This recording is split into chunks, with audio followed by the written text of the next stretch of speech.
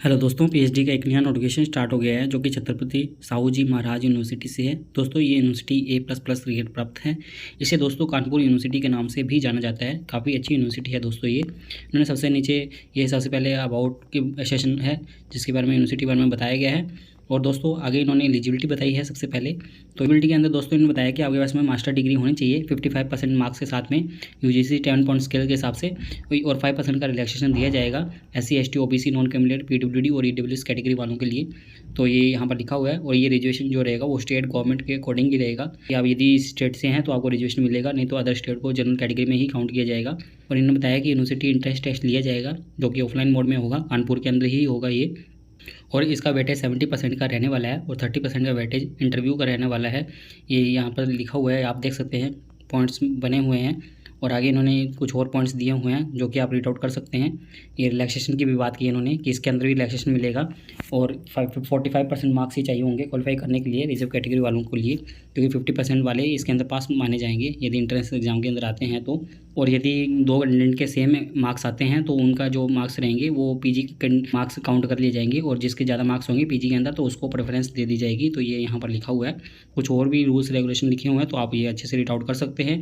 Exempted इसके अंदर कौन कौन है तो वो यहाँ पर बताया गया है कि यदि कोई NRI है और यदि किसी पास में फेलोशिप है, टेन्योर होना चाहिए उनके पास में, एक्सपायर ना हो फेलोशिप, और जो कि UGC JRF हो या CSR JRF हो, गेट MHRD हो, स्कॉलरशिप टीचर फेलोशिप हो, DBT GPAT ICMR ICAR fellowship हो, तो कोई सी भी फेलोशिप है आपके पास में नेशनल लेवल की तो आप इसके अंदर एग्जाम्प्टेड माने जाएंगे। और यदि आप सर्विंग हो आर्मी के अंदर, नेवी के अंदर, एयरफोर्स के अंदर, तब भी आप इसके अंदर एग्जाम्प्टेड माने जाएंगे। तो ये लिखा हुआ है। और ये यहाँ पर आगे इन्होंने नो एग्जामिनेशन बताया है कि कौन कौन लोग एग्जाम्प्टेड नहीं हैं बट उनको वेटेज दिया जाएगा। तो जो परमानेंट असिस्टेंट प्रोफेसर है, एसोसिएट प्रोफेसर है या प्रोफेसर है किसी रेगुलर पोस्ट के अंदर, तो वो उनको वेटेज दिया जाएगा। एंट्रेंस एग्जाम के अंदर 10% का वेटेज यहाँ पर मिलने वाला है।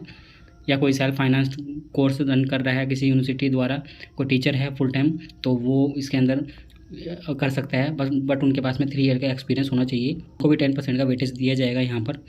और आगे इन्होंने बताया कि यदि कोई किसी केसेस में JRF वाले स्टूडेंट ज़्यादा पाए जाते हैं वैकेंसी से ज़्यादा, तो उनको फिर पोस्ट ग्रेजुएशन के बेस पर वो थोड़ा डिसाइड करेंगे वो। तो इस प्रकार से ये पूरा लिखा हुआ है, ये आप अच्छे से रीड आउट कर सकते हैं।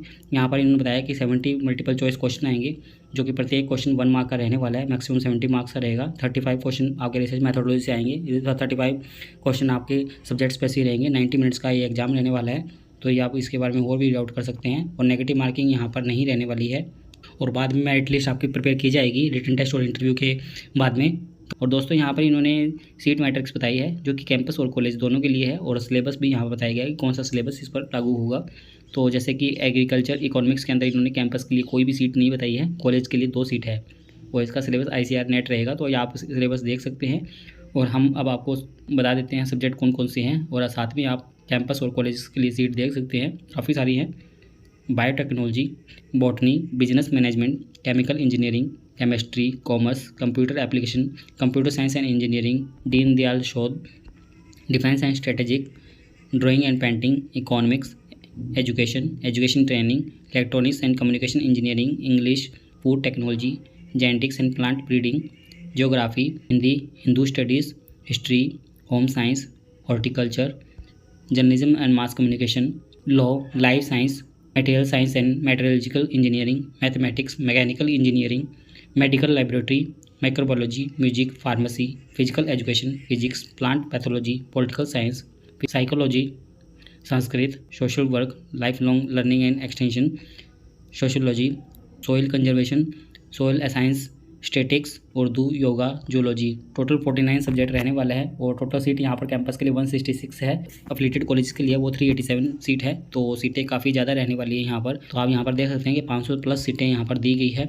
और दोस्तों आगे यहाँ पर इन्होंने कुछ और इन्फॉर्मेशन भी दी है। दोस्तों यहाँ पर इन्होंने बताया कि ये स्पेशल जो प्रेफरेंस दी जाती है और सीट अवेलेबल रहती है, एडिशनल सीट, जो कि यदि कोई सिंगल गर्ल चाइल्ड है या शहीद की फैमिली से है या कोई स्पेशली एबल्ड कैंडिडेट है तो वो इसके अंदर कर सकते हैं, बट उनको सर्टिफिकेट दिखाना होगा।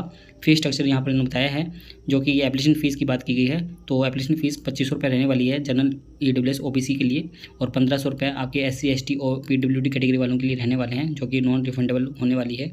कुछ जनरल गाइडलाइन भी दी हुई है फॉर्म फिलअप करने के लिए। तो आप देख सकते हैं कि आपको फॉर्म ये ऑनलाइन ही फिलअप करना है, और ये सभी को फिलअप करना है, जो एग्जामिनेटेड कैटेगरी वाले हैं उनको भी। और आपको अप्लाई करने से पहले क्या क्या चाहिए, तो आपको सॉफ्ट कॉपी चाहिए कलर फोटोग्राफ की, और सॉफ्ट कॉपी सिग्नेचर की, और आपका 10th का सर्टिफिकेट, 12th का, यूजी का, पीजी का, और ये यूजीसी नेट जेआरएफ यदि इसका सर्टिफिकेट है तो वो देना होगा। और आपका पीडब्ल्यूडी वगैरह इनसे आते हैं तो आपको इनका सर्टिफिकेट देना होगा। तो सभी टाइप के सर्टिफिकेट आप रेडी रखिएगा, उसके बाद में आपको अपलोड करना होगा। और यहाँ पर लिंक दी हुई है कि कोई अपडेट वगैरह आता है तो इस लिंक पर आएगा। तो दोस्तों ये है इसके बारे में इन्फॉर्मेशन। आगे इन्होंने इंपॉर्टेंट डेट की बात की गई है कि 22 जुलाई से ये स्टार्ट हो गया था, और ये 19 सितंबर तक फॉर्म चलेगा। एडमिट कार्ड आपके रिलीज कर दिया जाएगा 25 सितंबर को। एंट्रेंस टेस्ट आपका 5 अक्टूबर को रहने वाला है, जो कि 20 अक्टूबर तक चलेगा।